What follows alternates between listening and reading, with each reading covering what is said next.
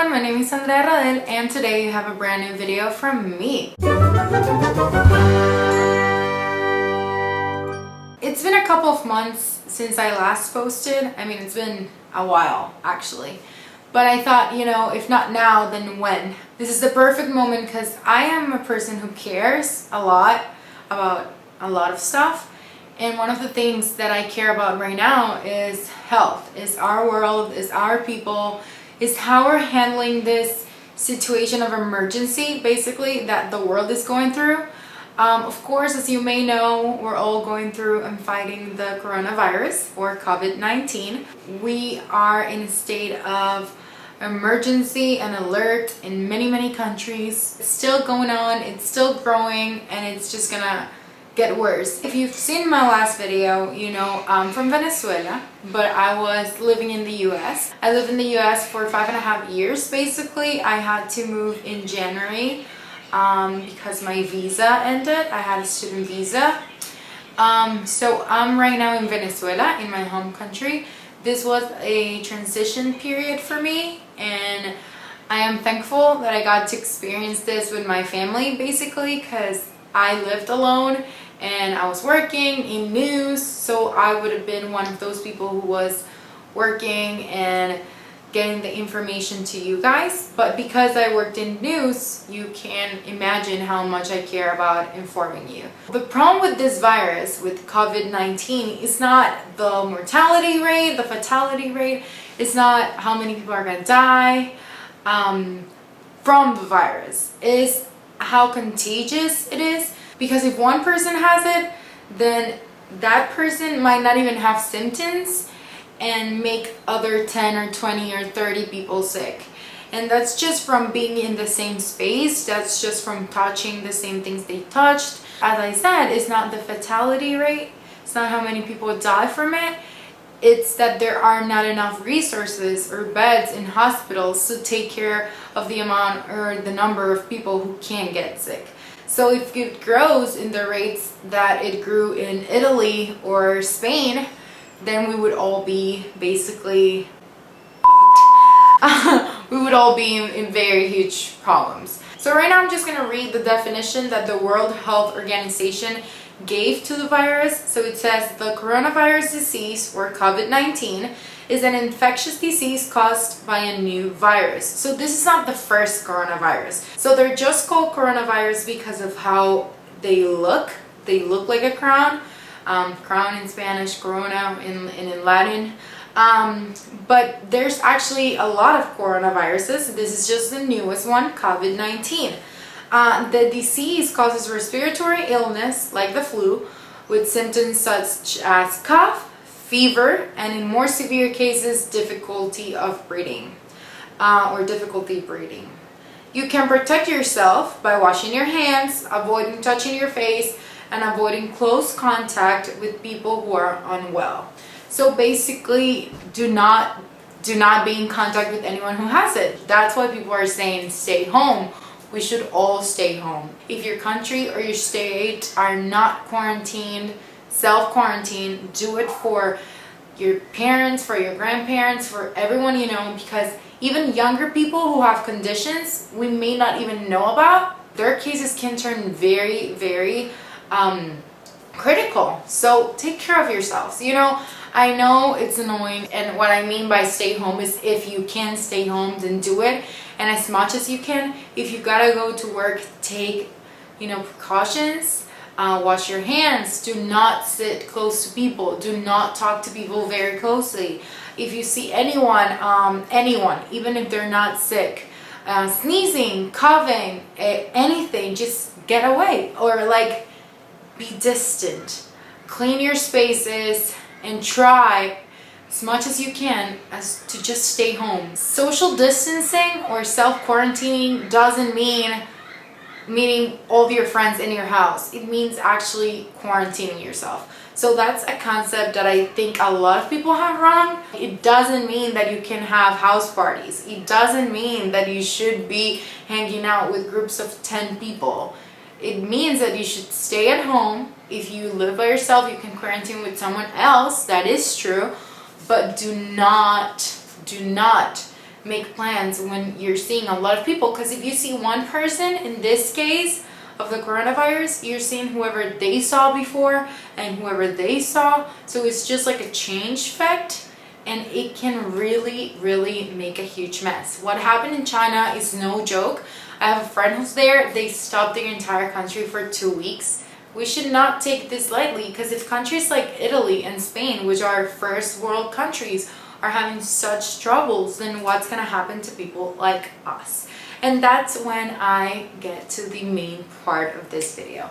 I am living through this quarantine in a third world country. I'm in Venezuela right now, which I was surprised that the government took very severe decisions or measures to stop the virus. So officially, there have been more than 40 cases confirmed in Venezuela, some of them in my state. The entire country is in quarantine, social quarantine, it's what they call it. So staying at home, only one person is allowed to go out from the family, only supermarkets or like places that sell food, pharmacies and gas stations are open. And then from 5 p.m. to 7 a.m. we're in complete lockdown. We're not supposed to go out at all unless there's an emergency and they're taking you to a hospital. They are encouraging people to use masks at all times if you are out. We wear, like my mom is the person designated in my house to go out and buy stuff. She wears gloves and masks, and she takes a shower the minute she gets in. She puts those in the trash. We do not reuse masks or gloves. So that's the problem. We are not going out unless we absolutely need to, because we do not have the resources to get sick.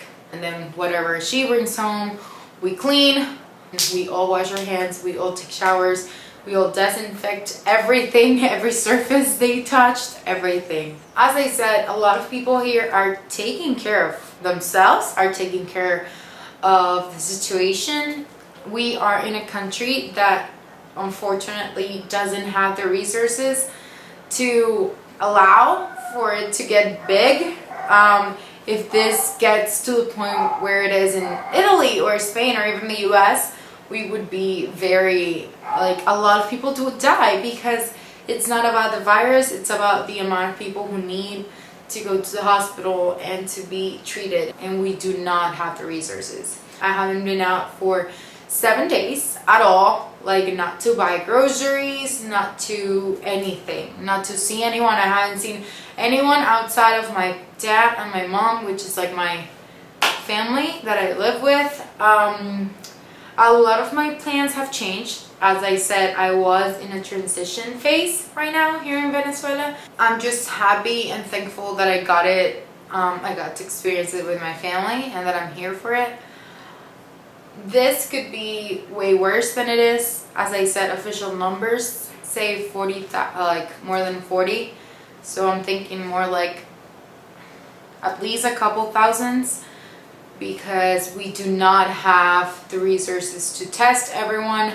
Not a lot of people here who have the symptoms are gonna go to the hospital. They might just stay home and try to survive and try to just, you know, get it over with, because in many cases there are very light symptoms, so you can do it, and the health system doesn't work very well here. So it's just like a chain reaction of what could happen. If your country, if your state, if your city, if your county, it's not reacting, then you should, because the faster we act, the faster this is gonna leave. And that's what I think people do not get. This is not an easy breezy thing to just like leave, you know? So we are gonna have this virus, like the flu or like many other viruses that are still around, controlled at some point. But that's not the case right now. And if we don't act on it, then it's never gonna get controlled. So I saw this very good Spanish video explaining how we had to turn the curve. You know, right now what it's looking like, it's exponentially growing. everywhere. You know, it's growing in America, which I mean the American continent, like North America and South America. It's growing in Europe, it's growing in Asia, it's growing everywhere. It's growing out of control, and there's cases basically everywhere. The virus itself might change, and that's great, but with time. And we do not have time right now because of how contagious it is.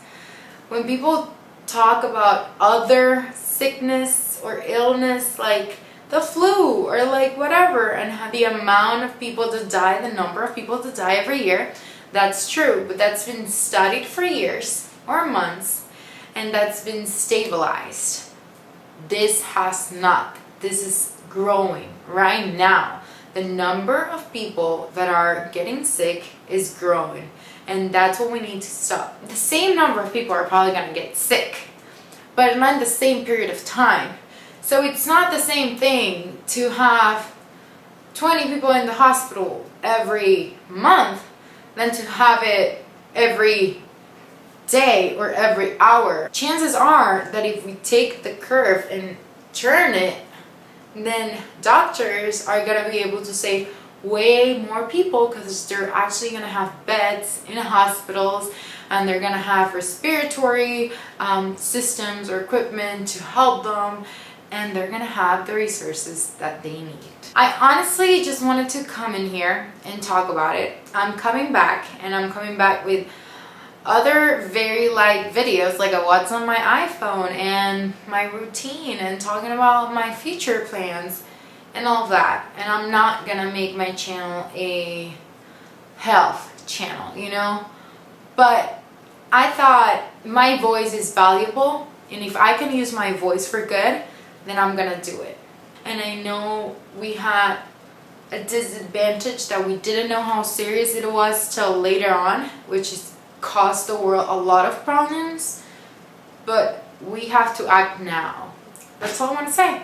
Thank you so much for watching. I hope this motivated you or informed you or taught you something or gave you a little like picture or idea of how we're living through it in a third world country, and how blessed you are that you do have the resources, and to not, you know, we are acting because we do not have a choice. Like, it's either we act or we die, basically, in here.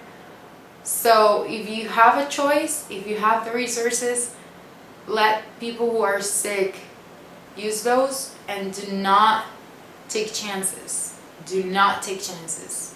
That's all I'm gonna say. Thank you. Bye.